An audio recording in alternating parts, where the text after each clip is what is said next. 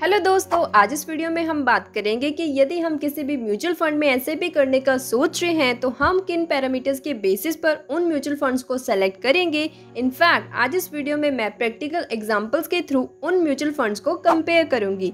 तो आज इस वीडियो में हम 3 तरह के फंड्स को कंपेयर करेंगे।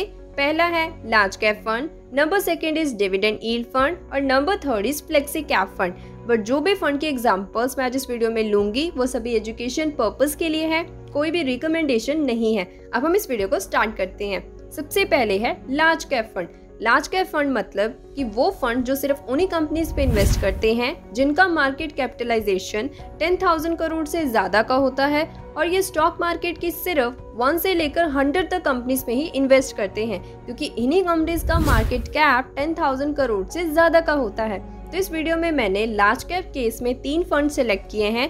पहला है Mirae asset large cap fund, number second is Canara Robeco blue chip equity fund और number third is Kotak blue chip fund. अब हम सबसे पहले इन फंड्स के रिटर्न्स को कंपेयर करते हैं। रिटर्न्स के केस में मैंने रोलिंग रिटर्न्स लिए हैं 3 इयर्स और 5 इयर्स के एवरेज। अब आप सोच रहे होंगे कि रोलिंग रिटर्न्स क्या होते हैं। रोलिंग रिटर्न्स को समझने से पहले हमें ट्रेलिंग रिटर्न समझने होंगे। ट्रेलिंग रिटर्न्स का मतलब कि किसी भी फंड को हम पॉइंट टू पॉइंट ऑब्जर्व कर रहे हैं। फॉर एग्जाम्पल, आपने किसी फंड में 20 जून 2020 में इन्वेस्ट किया और आप उस फंड की परफॉर्मेंस 20 जून 2022 को देख रहे हो। आपने 2 डेट्स ली, फंड की एनएवी ली और रिटर्न निकाला। बट आपको क्या लगता है कि सिर्फ ट्रेलिंग रिटर्न्स हमें उस फंड की एक्चुअल फिगर बताएगा? नहीं ना, हमें क्या पता इस पीरियड के ड्यूरेशन में इस फंड की नेगेटिव परफॉर्मेंस हो। ये भी हो सकता है कि सिर्फ जस्ट 1 डे बाद इस फंड की परफॉर्मेंस नेगेटिव हो सकती है। इसीलिए हम ट्रेलिंग रिटर्न्स की बजाय रोलिंग रिटर्न्स देखते हैं जो हमें उस फंड की एक्चुअल फिगर बताते हैं। जब हमने इन तीनों फंड्स के रोलिंग रिटर्न्स कंपेयर किए तो सबसे ज़्यादा रिटर्न जो हमें प्रोवाइड किए थे वो था Mirae asset large cap fund 15.96 और 16.18%।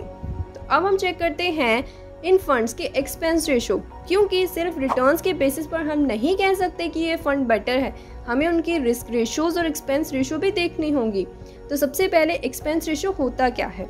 एक्सपेंस रेशो का मतलब कि वो फंड हमारे पैसे को मैनेज करने के लिए हमसे कितनी फीस चार्ज कर रहा है।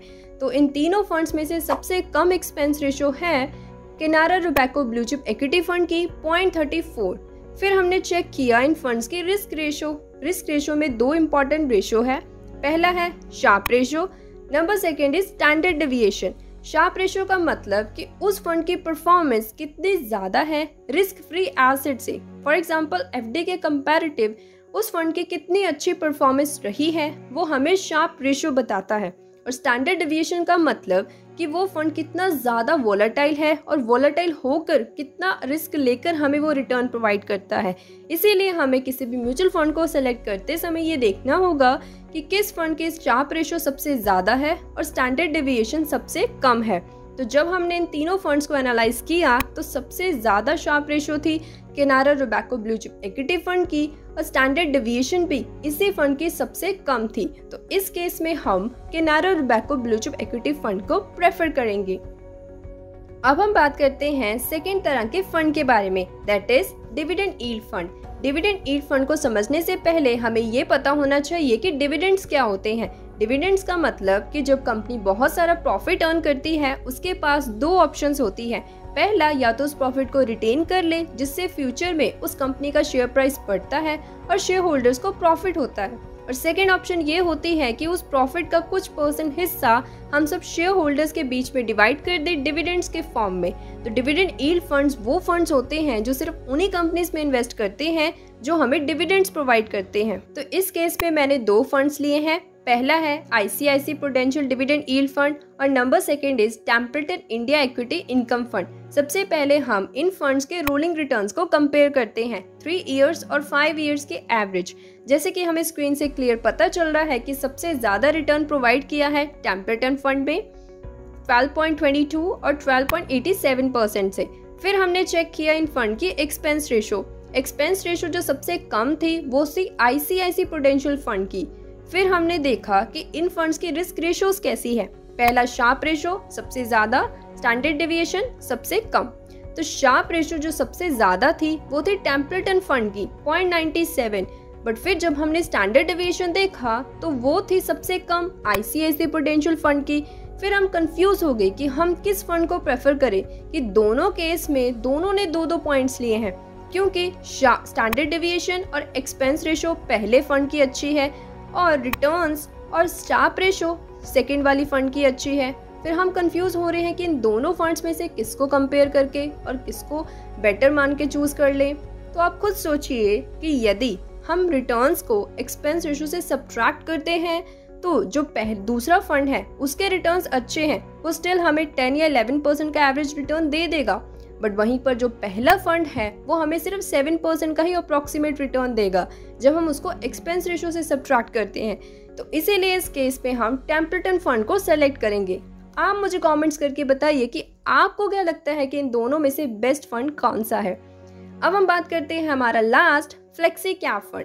फ्लेक्सी कैप फंड वो फंड्स होते हैं जिनके पास ये टोटल अपॉर्चुनिटी होती है कि वो किसी तरह की भी मार्केट कैप की कंपनी में इन्वेस्ट कर सकते हैं, लार्ज कैप, मिड कैप और स्मॉल कैप। तो इस केस में मैंने 3 तरह के फंड्स लिए हैं। पहला है Parag Parikh flexi cap fund, number 2 quant flexi cap fund और number 3 is union flexi cap fund. सबसे पहले हम इन तीनों फंड्स के रिटर्न्स को कंपेयर करते हैं। सबसे ज़्यादा रिटर्न हमें प्रोवाइड किए हैं पराग पारिक फ्लेक्सी कैप फंड ने। फिर हमने चेक किया इनके एक्सपेंस रेशो, सबसे जो कम थी एक्सपेंस रेशो वो थी क्वांट फ्लेक्सी कैप फंड की। फिर हमने चेक किया इनकी रिस्क रेशो, शार्प रेशो सबसे ज़्यादा, स्टैंडर्ड डेविएशन सबसे कम। तो शार्प रेशो जो सबसे ज़्यादा थी वो थी पराग पारिक फ्लेक्सी कैप फंड की 1.13 और स्टैंडर्ड डेविएशन भी इसी फंड की सबसे कम थी। तो इस केस में हम पराग पारिक फ्लेक्सी कैप फंड को प्रेफर करेंगे। तो इस तरह से आपको इन पैरामीटर्स के बेसिस पर किसी भी फंड को सिलेक्ट करना आना चाहिए। ये सभी पैरामीटर्स आपको ऑलरेडी मनी कंट्रोल जैसी वेबसाइट्स पर अवेलेबल मिल जाएंगे।